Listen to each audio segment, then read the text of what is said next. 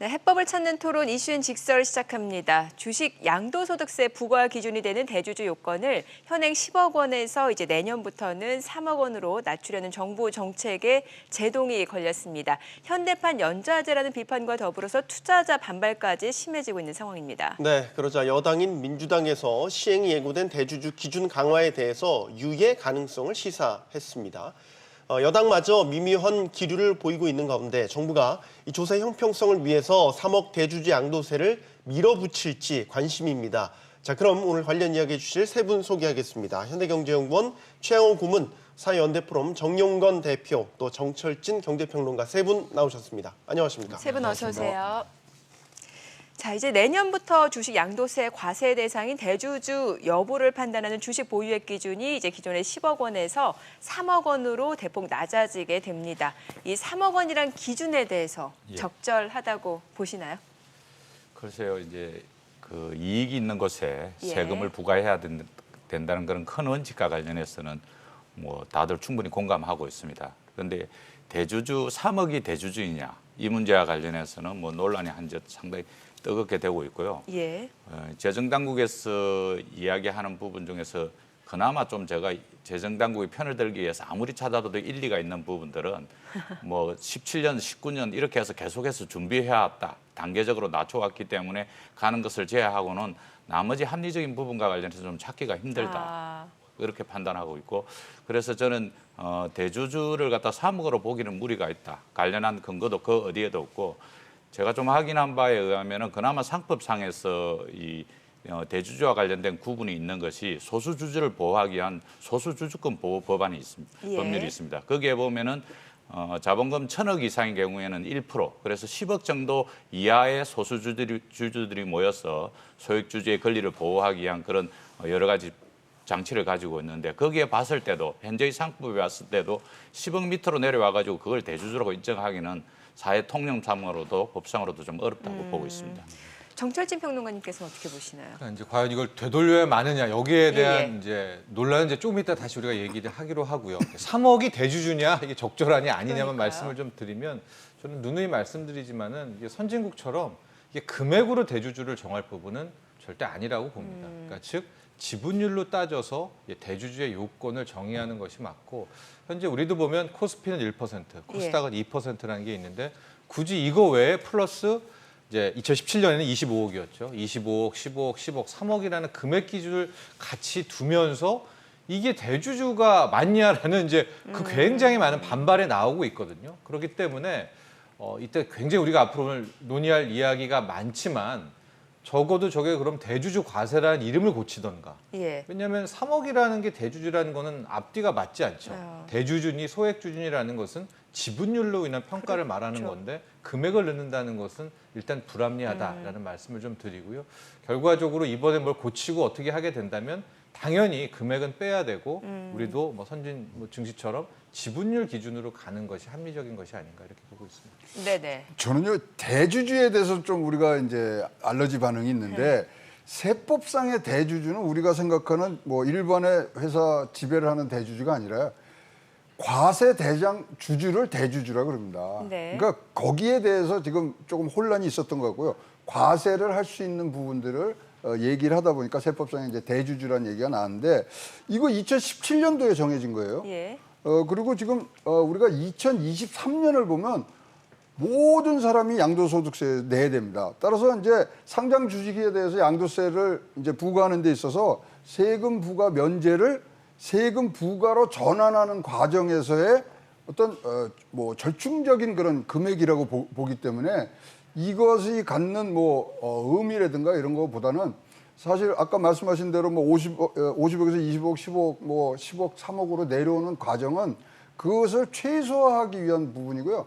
사실 2013년 이전에는요, 뭐 우리 진짜 이 과세 대주주는 100억이었어요. 예. 그러니까 지금 우리가 한 10여 년 이상 써오던 기준이기 때문에 3억의 적절, 부적절은 저는 뭐 논외로 쳐야 된다.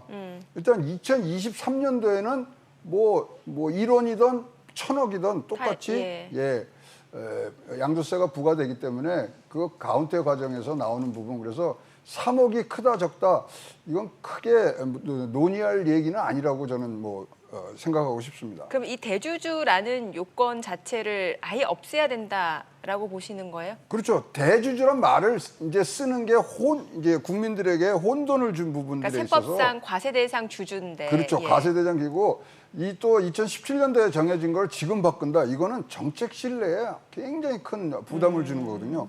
아니 우리 몇 개월 전만 돌아가더라도 임대사업자한테 혜택 다 줬다가 그다음에 다시 다 뺏었다가 이러므로 해서 경제 정책에 큰 신뢰가 지금 훼손됐는데 지금 그런 부분들까지 또 여기까지 이것을 밀리면은 저는 크게 이 도움이 될 일은 없다고 생각하고요. 물론 3억에 대해서 지금 대안들이 몇 개 있습니다. 예. 그거를 우리 대안으로 내면서 소액주주들 보호해주고 증시 활성화를 위해서 하는 것들은 좋습니다만은 지금 기준에 이걸 유예하고 이런 부분들은 정책 신뢰 차원에서는 그대로 가야 된다고 생각합니다. 네네.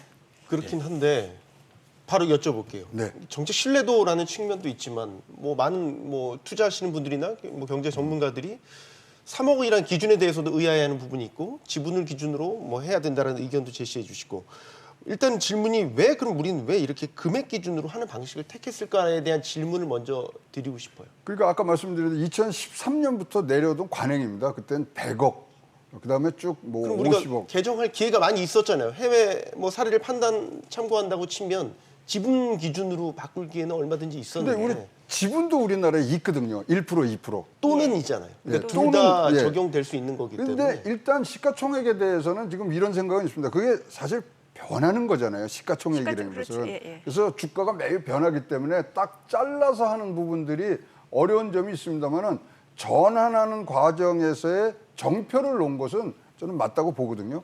그래서 이 부분이 유예를 좀 고개를 하느냐 갸웃하십니다. 네. 여러 가지 이제 얘기들이 있습니다만은 일단 정책의 신뢰성을 지키는 부분들로 가는 것이 맞지 않느냐 개인적 소견입니다. 네. 예, 이게 이제 양도소득세와 관련해서 사실은 출발부터가 정책의 신뢰성을 갖고 출발하지는 않았습니다. 예. 지난 6월 25일 날 재정당국에서 금융세제 선진화 방안을 제출했습니다. 그 금융세제 선진화 방안이라는 건 지금까지의 제도들이 다 후진적이고 후졌다는 이야기입니다. 그러니까 정부가 세금은 필요하니까 정권시장에서 수도 없이 많은 거래세를 걷어갔습니다. 사실은 거래세를 갖다가 받는 나라도 거의 흔치 않고 있는 구조이거든요. 또 양도소득세를 부과할 때도 양도 손실에 대해서 반드시 차감을 하고 이익 난 부분에 대해서만 세금을 부과하는 방식으로 가야 되는데 이익에 대해서만 세금을 지금 3억 이상의 이익에 대해서만 세금을 때리겠다. 손실과 관련해서 나몰라를 하고 있습니다. 손익을 같이 계산해 주면은 당연히 세제상의 합리성이 확보되는 것이죠. 그런데 네. 이익만 대비해서 하겠다. 그다음에 기존의 거래세 대조를 그대로 두면서 또 양도소득세를 낮췄다. 올해 지금 시가총액이 2,000조입니다. 네. 이 정도로 자본시장이 커져 있는데 지금 대주주 요건이 훨씬 더 올라가도 그것이 합리적이다 할까 말까 하는데 예, 예. 대주주를 3억으로 이렇게 낮추는 것은 정말 비합리적이고 그러니까 다 세계적으로 다 비율별로 하는 거고 우리의 상법에도 소액주주, 대주주와 관련된 부분들이 다 비율로 정리되어 있는 것이고요. 그래서 또 세법상으로 아까 최고문님께서 말씀하실 때 대주주인데 대주주라는 것은 기업의 주식을 많이 보유하고 있고 특히 가장 많이 보유한 사람을 그중에서 최대 주주라고 하는 것입니다. 예, 예. 그래서 일반 투자가들 3억 정도를 가지고 대주주라고 분류할 수 없고 특히 대주주 같은 경우에는 경영권을 행사하고 있는 사람을 대주주라고 하고 있는데 3억 정도 가지고 있는 시장에 있는 투자자 정도를 갖다가 대주주라고 분류하는 것은 정말 어불성설입니다. 네네. 네, 지금 화면에서 해외 사례들이 나오고 있죠. 우리와는 좀 다른 체계를 갖고 있다는 걸 확인할 수 있군요. 평론가님, 반론 제기하실 게 있나요? 이게 기본적으로 아주 좀 혹독하게 말하면 일종의 좀 누더기 입법이 복합적으로 진행돼 왔다 이렇게 볼 수가 있습니다. 이게 무슨 얘기냐면요. 우리나라는 선진국의 선진 경제 반열에 오르지 않았습니까? 그럼에도 불구하고 선진국들의 주식시장과 달리 양도소득세가 이제 거의 없다시피 해왔습니다. 네. 주식으로 대주주가 많이라 여기서 대주주는 3억 대주주가 아니라 예. 상법상의 대주주를 말하고 예. 있습니다. 네. 아니라면 정말 내가 막 어떤 행운을 받아서 100억을 벌었습니다, 주식으로. 그래도 세금을 안 냈던 거예요. 그러니까 이런 지적이 계속 많았음에도 불구하고 과연 우리는 왜 선진국처럼 주식 양도 차익에 대해서 과세를 안 내는가? 주식시장이 활성화가 안 되는 거예요. 그러니까 이거를 계속 놔두고 하다가 이제 점점 공정경제에 대한 움직임들이 많이 나오지 않았었습니까? 그러니까 이제 목소리가 나왔던 거예요. 그래서 2016년, 17년 특히 이제 이 25억부터 로드맵이 나올 당시에는 이제 정말 안 되겠다. 앞으로 이제 공정경제를 추구하는데 부동산은 세금 매기는데 주식은 세금 안 매기면 안 되니까 세금을 매기자라고 하면서 이제 큰 틀에서 그 25억, 15억, 10억, 3억의 이제 로드맵은 일단 나온 겁니다. 예. 이제 그래서 이제 양도세에 대한 이야기가 나오게 된 건데 문제는 아까 위원장님도 알았지만 금융세제 선진화 방안이라고 해서 이제는 선진국처럼 뭐 차익 5천만 원에 대해서 2023년이기는 하지만 네네. 뭐 여기 이상에 대해서 최대 또 45%의 양도세를 매기겠다라는 법이 또 나왔잖아요. 그렇죠. 예. 그러니까 이게 두 개가 지금 충돌하고 있단 말입니다. 그러니까 만에 하나 이제 앞으로 돈 번 거에 대해서 연간 기준에서 뭐 5년으로 뭐 2년 기간 두고 하는 이 법을 통과시키려면 당연히 앞서 2017년에 만들었던 이 25억, 10억, 15억으로 왔던 이 로드맵은 풀어줘야 되는 거예요. 이게 이제 두 개가 굉장히 가혹하게 지금 연결이 되고 있는 거거든요. 그러니까 이것은 결국 왜 이런 상황이 나왔느냐. 2017년만 해도 주식이 이렇게 뜨거울 줄 몰랐고 정말 대중화될 줄은 모르는 상황이었었고 또 2017년만 해도 부동산이 2020년에 이렇게 오를 줄은 몰라서 네네. 아예 지금 뭐 2030들은 부동산을 갈 수도 없잖아요. 그러니까 주식밖에 없는 그런 상황에서 실은 그때 당시에는 세금 매겨야 되겠다라고 해서 이런 3억이나 로드맵까지 만들어 놓고 또 오래됐더니 이건 또 부족하다고 해서 5천만 원 이상으로 또 이제 앞으로 세금을 매긴다라고 하고 그런데 거래세는 또 양보할 수 없으니까 낮춰주기는 하지만 거래세는 두고 끝까지 손에 그렇다고 쥐고 해 있다는 미국처럼 게. 뭐 장기 투자에 대해서 뭐 비과세를 해주는 것도 아니고 이게 그 굉장히 뭐 좋은 거는 좋은 거대로 다 합치는 그 부동산 세제도 좀 비슷하죠. 취득세는 싱가포르 따오고 양도세는 여기 따오고 보유세는 여기 따. 그러니까 완전히 이게 주식도 똑같은 모습들이 좀 보여지고 있으니까 물론 저도 최영호 고문 말에 정말 예, 동감을 하는 게 여기서 또 물러나고 이걸 없앤다라고 하면 어마어마한 정책 신뢰성은 깨질 겁니다. 그렇다면 이거를 좀 어떻게 좀 긍정적으로 살리면서 그럼 앞으로 다가올 그 5천만 원에 대한 차익에 대한 그 양도세는 또 뭐죠?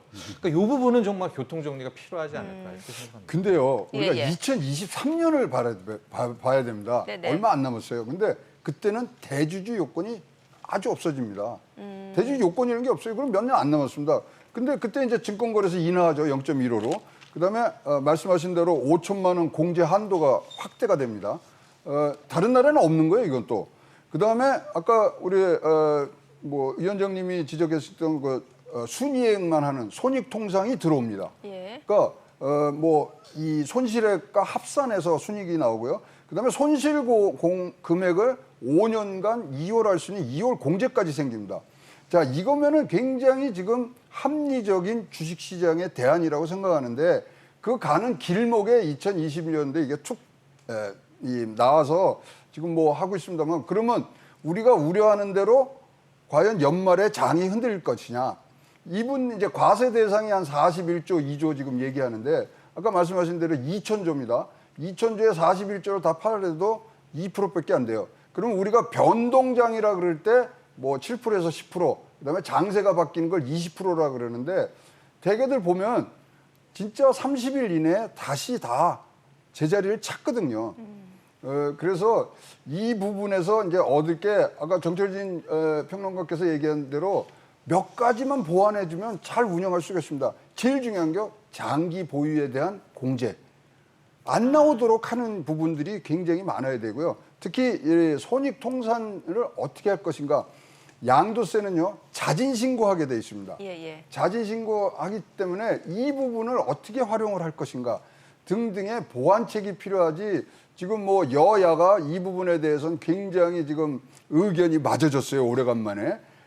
그럼에도 불구하고 정치권에서 하는 건 뭐 표심을 지금 생각하는 수밖에 없다고 생각하는데 그것보다는 정책의 어떤 확고한 신뢰성을 주는 것이 향후에 굉장히 이런 주식시장의 활성화에 더 도움이 되지 않겠냐 그렇게 보여집니다. 저는 이제 예. 원칙과 기준이 틀린 그런 정책을 가지고 그것을 그대로 정책의 신뢰성 때문에 이걸 그대로 끌고 간다. 이미 2023년에 금융세제 선진화 방안이라고 제출하지 않았습니까? 예. 지금까지 그래서 그동안 그 계속 받아온 거 이거 문제가 있다고 판단한 거 아닙니까?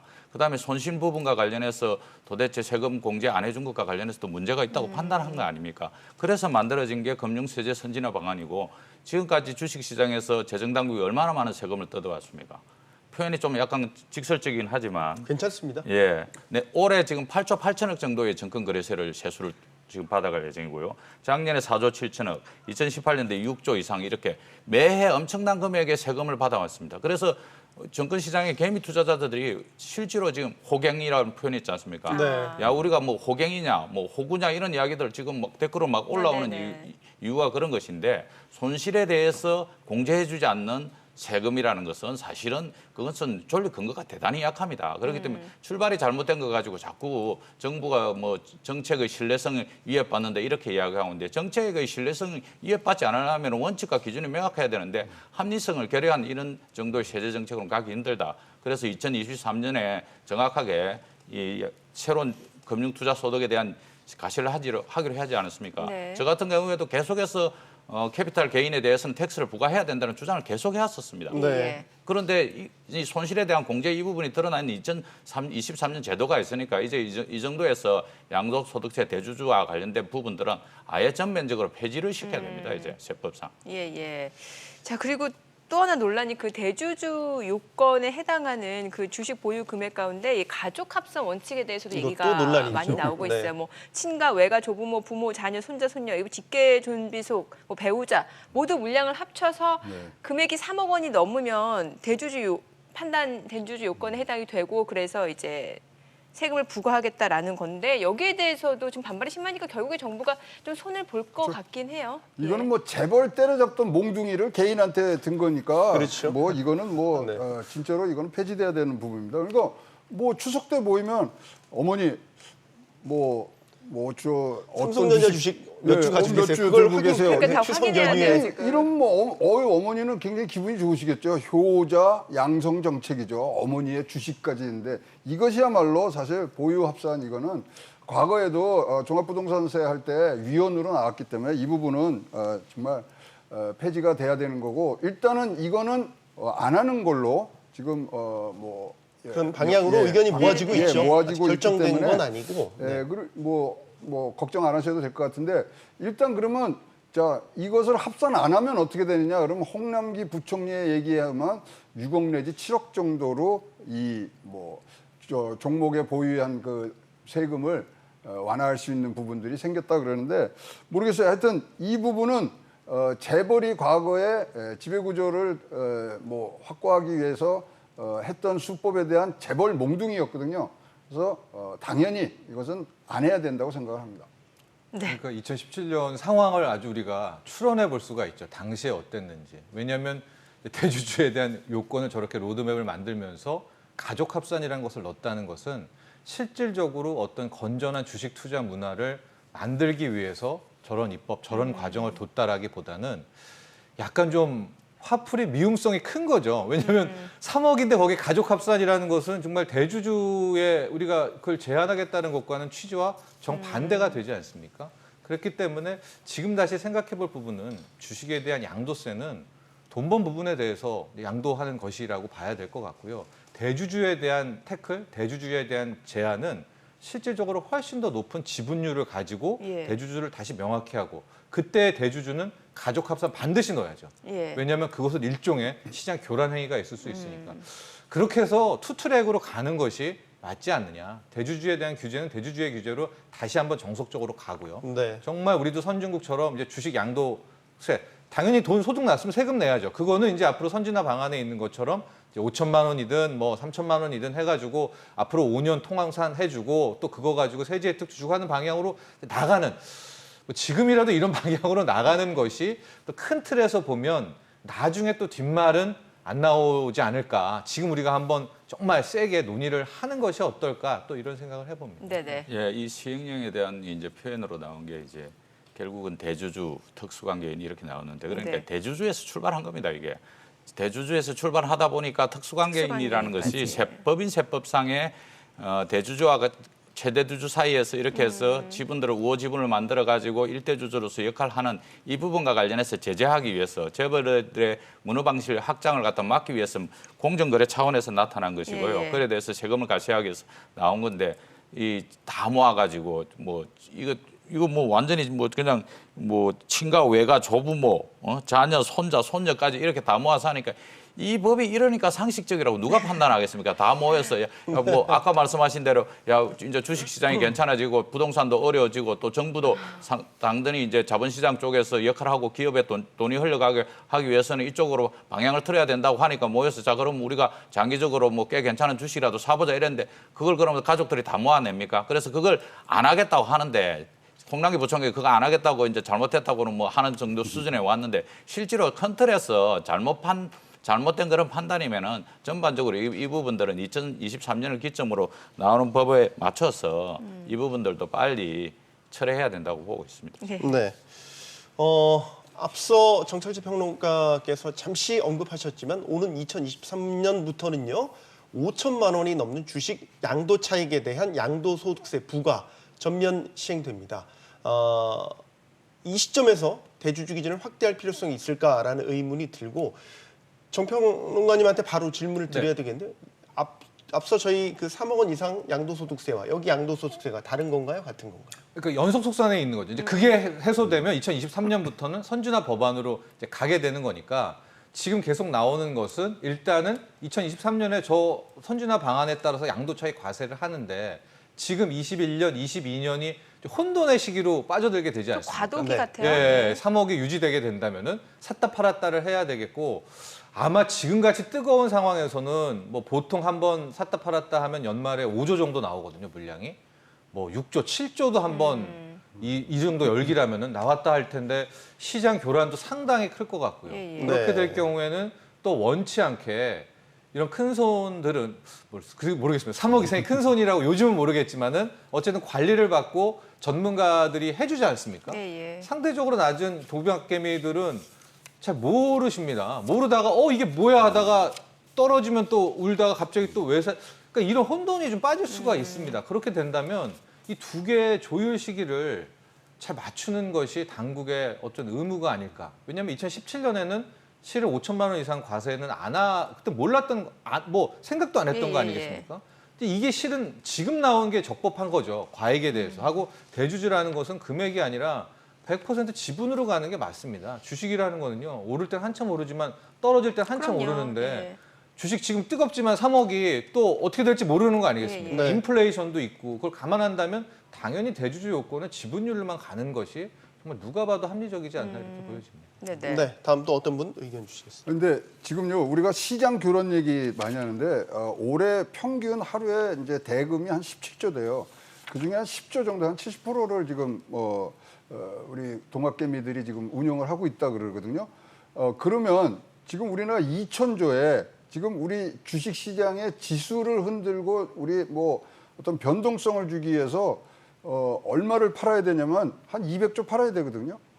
그래서 너무 우리가 시장의 이 뭐 교란에 대해서 지금 이 두려워하시는데 이렇게 떨어질 때마다 한 5조씩 떨어졌어요. 근데 안 떨어진 해에도 2조, 3조씩은 매도를 했거든요.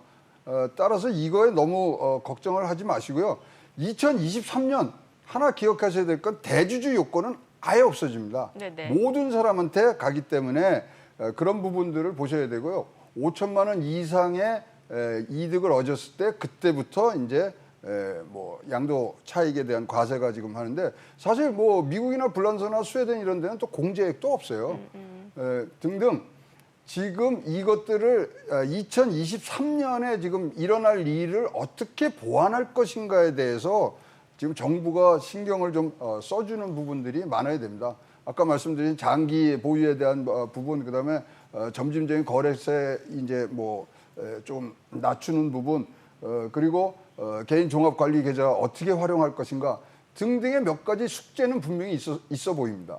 그러면은 앞서 뭐 결국에는 2023년에는 그렇게 이제 주식 양도 차익에 대해서 세금이 부과될 텐데 굳이 2년 사이에 이렇게 대주주 요건에 대해서 변경을 해서 증세를 할 필요가 있을까요? 그러니까요. 그 이제 혼란이 계속 가중되고 있는 것이고 예. 실제로 이제 2017년하고 2019년에 주식 시장이 어떻게 움직이냐 이를 봤을 때 뭐 미래 당장 12월까지 주식 시장이 어떻게 될지 누구도 모릅니다. 그렇지만 2017년도에 10억으로 낮출 때도 5조 1천억 이상의 매도 네네. 물량이 나왔었고요. 그다음에 2019년에 10억으로 낮추면서도 4조 8천억 정도 5조 가까운 그런 매물들이 나왔습니다. 그래서 매물이 첫 번째는 대기하고 있는 것입니다. 매물이 대기하고 있는 것이고 사실은 시장이 뭐 우리나라 시장은 뭐 외국과 달리 개인이 주도하고 있는 그 과정에서 3억 이상 가지고 있는 분들의 주식 시장의 영향력이 상당히 크다고 볼 수 있고 예. 그분들의 시장의 일정 부분의 안정판 역할을 하고 있는데 여기가 일단은 대기 매물이 존재하고 있는 것이 아닙니까? 그럼 이분들은 매수에 참여하지 않을 것입니다. 그러면 개인들도 여기를 쳐다보면서 지금 매물이 나올 것인데 참여하겠냐? 또 한편으로 대행주들은 좀 덜하다고 볼 수 있습니다. 그런데 중소형주들 같은 경우에 3억 이상 대주주들이 3억 이상을 대주주라고 표현해가지고 매물이 나왔을 때 상당히 중소형주들은 어려움이 가중될 수밖에 없고요. 네. 한국 정시를 이야기할 때 이렇게 들어갑니다. 코리아 디스카운트 할 때 첫 번째로 대체적으로 이야기했던 게 남북 관계 문제였습니다. 최근에 남북 관계는 많이 희석됐는데요. 이 대기업들이 경립 제대로 배당 안 하는 거 이것과 관련한 디스카운트가 있고요. 그다음에 법과 조세 이런 부분들이 그 글로벌 비교 체제적으로 봤을 때 합리적이지 않을 때 이걸 갖다 코리아 디스카운트를 하고 있거든요. 여전히 외국인들도 마찬가지입니다. 개인들 매도 물량이 나왔는데 이 상황에서 내가 살 이유는 없는 것이죠. 그래서 내년까지 지켜볼 거 아닙니까? 내년에 언제 산다는 보장도 없고 지금 동학개미들이 시장에 나와 있는 구조에서 합리적이 않는 3억이 대주주라는 이걸로 해가지고 시장을 계속 압박할 필요가 있는가? 가세당국이 세금을 더 받는다고 하더라도 2억 9천 원 정도 해가지고 적절하게 매도해버리고 내년에 언제쯤 사기라고 생각하면은 가세당국이 원하는 세금도 제대로 받아들이기도 힘듭니다. 그래서 누구를 위해서 무엇을 위해서 이것이 뭐 3억으로 내려와가 존재하는 이유는 저는 없다고 네네. 봅니다. 저도 이 시장 변동성 말씀드리면 예. 네. 코스피 같은 경우는 우리 최 고모님 말대로 뭐 이제 어느 정도 안정화가 돼 있기 때문에 예. 뭐 그 정도의 물량 이렇게 생각할 수 있지만 실 우리나라 개인들 많이 몰린 곳은 코스닥입니다. 코스닥이죠. 예, 예. 코스닥 같은 경우에 대주주 3억이 요즘에 보면은요 일반 개미들도 뭐 스탁론이든 주식담보대출 해가지고 몇 억을 일단 레버리지 일으켜서 맞아요. 하는 예. 투자자들이 많아졌거든요. 그러니까 코스닥 같은 경우에는 실질적으로 전 대주주 요건 저 3억 이상의 12월 말 명부 폐쇄 저 이슈가 꽤 크게 변동성을 줄 수도 있다. 더 안 좋은 것은 지금은 주식시장이 짱짱하게 잘 나가지만 만에 하나 11월 3일 뭐 미국 대통령 선거 직후로 만에 하나 시장이 좀 약세라든가 좀 흔들리게 될 경우에는 그 직격탄은 코스닥에 더 집중이 될 것이고 안 그래도 만에 하나 변동성이 나왔을 때 저 대주주 요건 3억이 시장을 더 훨씬 더 끌어내릴 가능성도 우리가 배제하지는 못합니다. 이게 단순히 금액으로 5조, 6조 나오는데 그 정도는 받아들일 수 있다 없다라고 평가할 수 있는 부분은 그렇게 낙관할 수는 없다라고 보고요. 또 하나가 지금 외국인 투자들 행태를 보면 이제 공매도가 또 6개월 묶여 있잖아요. 맞아요. 그러니까 외국인들이 할 수 있는 지금 테크닉은 현물은 계속 팔고 이제 선물 가지고 샀다 팔았다 하면서 네. 시장을 조정하게 되는데 저 이슈를 만에 하나 외국인들도 알고 있다면 외국인들이 지금 엄청 쌓아오고 있는 선물 매수 포지션을 순간적으로 바꿔가지고 파생해서 오히려 하방으로 돈을 벌기 위해서 또 하나의 교란을 외국인들까지 동참할 수가 있습니다. 그러니까 예. 이 패를 지금 이 수급 주체인 가장 큰 손인 외국인에게 또 보여주고 있는 부분이거든요. 그렇기 때문에 코스닥 같은 경우에는 저는 시장 변동성에 대한 위험을 분명히 우리는 감안해야 된다. 또 이렇게 생각하고 있습니다. 근데 이제 세미나를 제가 뭐 몇 네네. 차례 여기 이런 거 참석해 보면 두 가지로 나눠지는 것 같아요. 개인 투자자들은 세금 내는 걱정은 안 하세요. 근데 아까 이러면 뭐 과도한 매도가 일어났을 때 주가가 떨어지기 때문에 그 주가 떨어지는 것들에 걱정을 하고 전문가들이 보는 입장은 우리 정철준 평론가 얘기처럼 외국 투자자입니다. 지금 우리나라가 항상 외국 투자자의 포션이 작을 때마다 작아지는 경향이 보일 때마다 위기가 왔거든요. 예, 예. 그러니까 2004년도에 44%였는데 그게 2007년도에 32% 나오고 2008년도에 위기가 온 거거든요. 근데 지금 현재 우리가 39% 40% 있다가 지금 33%로 떨어졌어요. 근데 양도세에 대해서 양도세 앞에 확대 세법 개정안을 이거를 내놓으니까 바로 MSCI에서 뭐 보고서가 하나 나옵니다. 네. 셀코리아. 한국에 대한 한국 증시 접근성이 너무나 이거 악영향으로 갖고 있다. 그러면 두 부분이 사실 굉장히 지금 뭐 시장 차원에서는 두려움이 있는 부분들이 지금 생겼기 때문에 그런 거를 좀 보완하는 부분들이 조금 나와야 시장은 분명히 안정이 될 것 같고, 일단 뭐 요번에는 과거에 5조 정도의 순매도가 나오던 12월보다는 뭐 굉장히 커질 수 있는 부분들이 있는데, 그거를 어떻게 막아서 이것을 넘겨가면서 계속 2023년 우리가 정해놓은 목표를 어떻게 가느냐, 그 길목에 서 있는 거지, 이것을 자꾸만 뭐 여론이 이렇고 여기를 보호해야 된다 이래서는 경제 정책에 대해서 지금 너무나 많은 이 흔들림, 이거야말로 내년도에는 어떻게 하고, 만약에 2023년이 나와서 또 여론이 이런 식으로 나갔을 땐 또 어떻게 해야 되고, 걱정들이 좀 있는 부분들이 많습니다. 그 예. 증시의 개근에 이런 말들이 있는데요. 마크 트윈이라는 미국의 뭐 작가이자 이제 주식 투자가가 이런 말을 했습니다. 네네. 10월은 주식 투자하기 위험한 달이라고 했습니다. 아. 그러면서 쭉 1년 12달이 다 나오거든요, 결국. 그래서 이제 지금 이 법안이 그대로 남아 있으면 2022년까지는 하반기에는 주식 투자하기 위험한 하반기이기 때문에 상반기에 네. 주식 매매하고 하반기에는 다 주식 팔고 떠나야 그러게요. 되는 그런 상황으로 갈 수밖에 없는 그런 상황이기 때문에 네. 이것이 뭐 예를 들어서 이 제도가 보완이 필요하다고 판단할 경우에는 이 제도를 계속해서 가져갈 때, 그럼 예를 들어서 대주주 기준을 뭐 10억으로 다시 올려야 된다. 지금 시가총액이 지금 2천조 정도 넘어가는 이런 구조이니까 10억으로 예를 들어서 올려야 된다. 이렇게 할 경우에는 보완이 필요한 겁니다. 그런데 2023년에 새로운 선진화된 정부가 이야기하는 선진화된, 그리고 실제로 많은 시민사회 단체들도 자본 이득에 대해서 반드시 텍스를 부과해야 된다고 하는 선진화되는 것이 준비되어 있기 때문에 지금은 보완이 필요한 것이 아니고 그냥 이 부분만 그냥 정리해서 가면은 그 전혀 문제가 없다. 이렇게 주식시장을 불안하게 정부의 세제 제도 하나가, 대주주라는 그런 제도 하나가 주식시장을 불안하게 하고 경제 전반과 관련한 사실상 한 6개월 정도 먼저 앞서보는 바로메타라고 보고 있는데, 여기를 갖다 꼭 이렇게 흔들어서 가야 될 것인가 관련해서는 뭐 누구의 공감도 얻기는 저는 어렵다고 봅니다. 네. 네, 특히 뭐 이런 상황이 계속된다라고 하면은 뭐 1년 12달을 놓고 봤을 때 연초 효과라고 네. 상반기에 시장이 좀 오르다가 하반기에 시장이 떨어지고 이런 흐름이 계속 되풀이될 수밖에 없는 구조겠네요. 1월부터 10월까지만 한국장은 쓰는 거죠. 11월 달은 기관하고 외국인들이 먼저 선제적으로 팔기 시작하고 12월엔 개인들이 팔기 시작하면서 그러다가 뭐 이제 해 바뀌면은 주주공부 이제 뭐 확정이 된 다음에는 그러면 이제 연초에 계속 오르는. 그래서 뭐 작년도도 보시면 1월 28일 여기 최고점을 찍는 네네. 이유들이 다 그런 거에 있기 때문에 뭐 여기에 대해서는 지금 2년간 어떤 식으로 운영하느냐에 문제가 분명히 있습니다만은 조금 더 이 개미 투자자들뿐만 아니라 외국 투자자도 어떻게 보호할 것이며 기관은 어떻게 할 것이며 좀 더 다시 한번 생각해-봐야 될 과정이 있고요. 지금 뭐 사실 올해가 2000년도에 개인이 순매도한 해가 5개년도밖에 없습니다. 그 중에 하나가 올해거든요. 매도가 아니고 매수죠. 매수. 그렇기 때문에 이 부분들을 좀 뭐 이례적인 현상으로 우리가 뭐 파악을 하고 지금 나와 있는 2023년도 굉장히 이 논쟁이 많습니다. 양도세를 부과한 자체가 개인 투자한테는 굉장히 불리하거든요. 그렇죠, 예. 아니 거래세를 지금 0.1로 줄이면요, 메릴 린치식 초단타 매매 들어오면요 막을 수가 없습니다. 등등의 이 자체조차도 지금 굉장히 불안한 부분이 있어서 가는 방향을 놓고 다시 한번 우리가 검토를 해야 되고 보완을 해야 되고 할 그런 시점에서 이 일이 터졌다고 생각을 합니다. 네, 뭐 이러다 보면 요즘 스마트 개미라고 하잖아요. 그러면은 우리 개인 투자자는 9월달에 이미 팔고 그리고 국내 주식보다는 해외 주식 직구하고 이런 현상이 더 심해질 수밖에 없을 것 같은데요. 그렇죠. 이제 역차별이 우리가 마지막으로 생각할 부분인데요. 예. 어차피 이제 세금 낼 거 벌써부터 그런 이야기들 많이 나오죠. 특히 좀 안타깝지만 우리나라 전체 코스피 시가총액이 이제 애플 한 기업의 시가총액보다 작습니다. 그러니까 우리 주식을 팔아도 애플을 못 사는 이런 사이즈이기 때문에 게다가 또 이 모바일이라는 디바이스의 엄청난 발달로 그렇죠.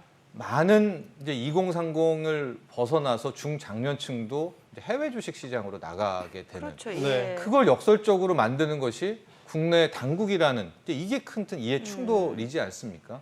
실은 우리 국내 증시를 더 그동안 많이 부양하기 위해서 노력을 해왔으니까 말이죠. 그러니까 그 부분에 있어서도 분명 당국이 이번에 어떤 식으로 보완을 할지 모르겠지만은 분명히 체크 포인트에 넣어야 되는. 그러니까 아예 이러다가 실망을 하고 떠나버릴 때는 그럼요. 그때는 어떻게 할 것인가에 대한 예. 부분이 있는 것이고요. 또 한번 고칠 거 부분이 있으면은 거래세는 진짜 많이 이건 고민을 해봐야 됩니다. 예. 이제 앞으로 모든 매매를 컴퓨터 프로그램들이 다 매매를 하고 있는데 네. 과연 이제 이 거래세를 어떻게 해야 될까 부분, 특히 우리나라의 투자 행태들 각 국마다 다릅니다만 우리나라 개인들은 거래를 많이 하거든요. 네네. 예, 진짜 또 우리는 뭐 진짜 이게 폭발적인 매매를 하고 있기 때문에 그런 것들을 고려한다면 차라리 오히려 거래세를 두고 양도세는 우리는 안 둬도 이 세수에 있어서 뭐 되지 않겠. 그러니까 이런 다시 원점 고민을 해봐야지. 이게 지금 보면 모든 입법들이요. 뭐 마치 이게 공평과세 해버리면 갑자기 3억도 대주주로 됐다가 이거 선진국 보니까 이런 법도 좋네. 그러면 또 갑자기 5천만 원으로 양도차익 과세했다가 이게 좀 일관성이 없습니다. 그러니까 이게 신뢰를 주고 싶어도 이게 자꾸 이게 보이니까 반발이 나오지 않나. 그래서 이번에만큼은 여야가 어느 정도 합의점이 보였으니까 국회에서도 좀 많은 스터디와 공부 좀 하면서 입법의 최종 솔루션이 나왔으면 합니다. 근데 네. 이제 단타 얘기를 하셨는데 예. 단타도 알고리즘 기계로 하면요. 한 번 넣는데 0.000143초가 걸립니다. 그러니까 1000번을 하는 거예요. 기계로 하면은 네. 기관들은. 근데 개인은 그게 안 되잖아요. 예, 예. 그래서 이 단타 문제도 사실 굉장히 우리 주식 양도소득세 이 개정하는 과정에서 굉장히 우리가 지켜봐야 될 거고요. 사실 근데 뭐 아까 해외 주식 같은 경우는 좀 불균형적으로 있죠. 공제액이 250만 원밖에 예, 지금 예. 안 되는 부분. 예. 그다음에 외국인들 양도소득세를 우리나라에 내냐? 아닙니다. 자기 본국에 내거든요. 예, 예. 여러 가지 지금 사실 사각지대들이 있는 2023년도 지금 이게 개정안이기 때문에 이번을 계기로 해서 다시 한번 고칠 거는 고치는 예. 그런 부분들이 있으면 좋겠습니다. 그 이제 주식 시장의 안정성을 확보하기 위해서는 사실은 기관이든지 또는 개인이든지 다 이제 장기 보유를 할 수 있도록 이렇게 그러게요. 이제 정부가 지지를 해주고 정책적으로 펴야 되는데 사실은 이제 법인세법상 주중맹부 폐쇄일이 이제 12월 31일이니까 12월 뭐 26일까지만 팔아버리면은 세금도 예. 안 내도 됩니다. 그러니까 이 제도 때문에 장기적으로 보유할 사람들이 매도할 수밖에 없습니다. 그러게요. 예를 들어서 삼성전자를 10년 전에 8천만 원 정도 적립식으로 매월 네. 적립식으로 정부가 이게 제안한 거 아닙니까? 적립식으로 이렇게 투자한 사람들이 10년 뒤에 지금 주가가 올라가지고 3억이 넘어가 버립니다. 그렇죠. 그러니까 매월 적립식으로 돈 넣어가지고 이익이 나가지고 3억이 넘어간다고 너는 대주주니까 지금부터 파는 거에 대해서 뭐 당해 년도에 팔면 34% 아니면은 그 이듬해 팔면 22% 이렇게 세금을 내라. 이런 것을 설득할 수 있겠습니까? 예, 예. 10년 전부터 적립식으로 차근차근 길게 가라. 지금도 지금 가장 큰 문제들이 사실은 청년들이 지금 비투하고 막 단타 매매해서 문제가 그게 되는 것이 문제죠. 아닙니까? 예. 그래서 주식이 조금씩 사서 장기적으로 가져가면은 장기 수익률은 채권이나 뭐 금리보다도 훨씬 높은 것이 바로 주식이라는 것을 갖다 확인해야 되는데 정부의 정책이 오히려 단타 그다음에 단기적으로 투자를 갖다 유도하는 방향으로 가서는 곤란하겠다. 이런 그러게요. 말씀드립니다. 계속 얘기를 듣다 보니까 누가 뭔지 모르겠다는 생각이 자꾸 드는 것 같아요. 그러니까 장기 투자를 유도했다가 세금은 또 그렇게 유도하지 않고 뭐 그러니까 투자자들은 점점 더 혼란에 빠지는 것 세금 같은데. 보면 장기 투자 못하죠. 제가 만약에 3억 원 이상의 주식을 지금 갖고 있다면 저는 지금 3억 원 밑으로 낮춰서 팔고요. 당연합니다. 내년 초 정도에 초에. 다시 다시, 3억 원 이상으로 그럼요. 올리면 안 되나요? 뭐 단순한 생각일 수도 있겠는데 그러니까 일단은 양도소득세를 상당히 많이 내야 된다는 부담감 때문에 그럼요. 그렇게라도 하시는 분들도 있을 것 같아서 질문을 드립니다. 네, 많이 그렇게 해 왔죠. 예, 근데 예. 특히 3억이기 때문에 그렇습니다. 뭐 직전 15억, 뭐 5억이었, 뭐 25억이었을 때와는 다르게 특히 3억은 이제 대중성이 많이 커진 상황 아니겠습니까? 네네. 그러니까 그런 투자 행태가 특히 올해 굉장히 클 것이다라고 증권업계에서는 예측을 하는 것이고요. 이게 정말 다행히도 11월, 12월까지, 12월 초까지 주식시장이 잘 버텨준다면 그 매물 폭탄이 더 늦게 나오겠지만 만에 하나 11월, 12월부터 이게 흔들리기 시작한다면 네. 당초에 3억 밑으로 그러니까 한 2억 9천까지만 팔아야지 했던 그 투자자들이 더 팔겠죠. 아예 그냥 2억까지 뭐 현금 비중을 더 높이자 해서 싹 다 팔아버리면은 이게 코스피는 몰라도 코스닥은 상당히 큽니다. 게다가 지금 개인 신용 융자 잔고가 깜짝 놀라요. 뭐 17조가 넘었습니다. 이 18조인데 이거 무시무시한 거거든요. 예, 이렇게 되는 상황에서 이거 터지죠. 이걸 노리고 있는 외국인들, 특히 파생 쪽에 뭐 선물 세력들이 또 이것까지 노린다고 한다면 이거는 정말 변동성이 연말 변동성이 이거 우려를 해야 되는 상황입니다. 이게 안 그렇다더라도 네. 이 당국에서는 최악을 항상 가정을 하고 대응을 해야 되지 않겠습니까? 그런 부분에 대해서 어떤 보관이 있는지는 잘 모르겠습니다. 네, 지금 뭔가 하반기로 갈수록 시장이 좀 불안하긴 한 것 같아요. 뭐 미국 대선도 지금 불확실성이 그렇죠. 커지고 있는 상황인데 정부에서마저도 이 대주주 요건에 대해서 기준을 변경하겠다라고 하니까 물량이 나올 것 같은 불안한 흐름이 예상이 되는데 네. 이러면은 증시 전반적으로 뭐 안정 대책이 지금 없는 상황인 거잖아요. 지금 이제 이건 시행령을 개정해서 지금 예. 하는 거기 때문에 여야 간에 지금 합의를 이룬 것이 뭐냐면 그러면 법령으로 제정을 하자. 예. 상위의 그런 어떤 법령 체계를 갖고 가자 그래서 지금 이제 국회에서 요 부분에 대해서는 지금 얘기들이 나오고 있기 때문에 일단은 뭐 유예가 되는 부분들이 좀 가능성이 높아지곤 있습니다만은 법령 제정을 어떤 식으로 가느냐 그리고 전문가들이라든가 또 현장에서 투자하시는 부분들의 의견이 얼만큼 하느냐 이번 정기국회를 좀 바라봐야 되는 시점인 것 같습니다. 예. 네. 예, 그 주식 시장이라는 것이 사실은 대단히 변동성이 높은 그런 네. 금융 시장이지 않습니까? 그런데 그 시장에서 가장 위험한 것이 뭐냐 하면은 시장의 참여자들이 똑같은 생각으로 한 방향으로 행동하는 것입니다. 그렇죠. 그래서 코로나19 사태 때 상반기에 주식시장이 그렇게 빠진 이유가 다 한 방향으로 움직이는 거거든요. 네. 실제로 펀더먼털보다도 훨씬 더 오버슈팅하는 겁니다. 예, 예. 우리 기업이나 현재의 상태는 괜찮은데 위험에 대한 우려 때문에 계속 더 파는 거죠. 심리 최근에 들어서는 때문에. 이제 프로그램 매매나 예. 이런 것들도 같이 작동해가지고 일정 부분 또 최근에 신용이 많아져가지고 이렇게 해서 손실이 일정 부분 구간에 들어서 예를 들어 140% 밑에 들어오면은 돈을 더 채우시오. 130% 밑에 들어오면 그다음 아침에 바로 반대 매매에 나갑니다. 이렇게 됐을 때 어느 방향으로 흐를지 모르는 이런 부분과 관련해서 시장의 한 방향으로 흐르게 할 수 있는 시그널을 재정 당국이 줘서는 안 된다. 그래서 국회가 빨리 이 부분과 관련해 합의해서 대주주의 기준은 한국 사회에서 대주주의 기준은 명확히 이런 것이고 양도소득세와 관련해서는 부과하되 양도해가지고 손실이 나는 주식 투자에서 손실이 나는 부분과 관련해서 반드시 공제해가지고 그렇게 해서 합리적으로 가자.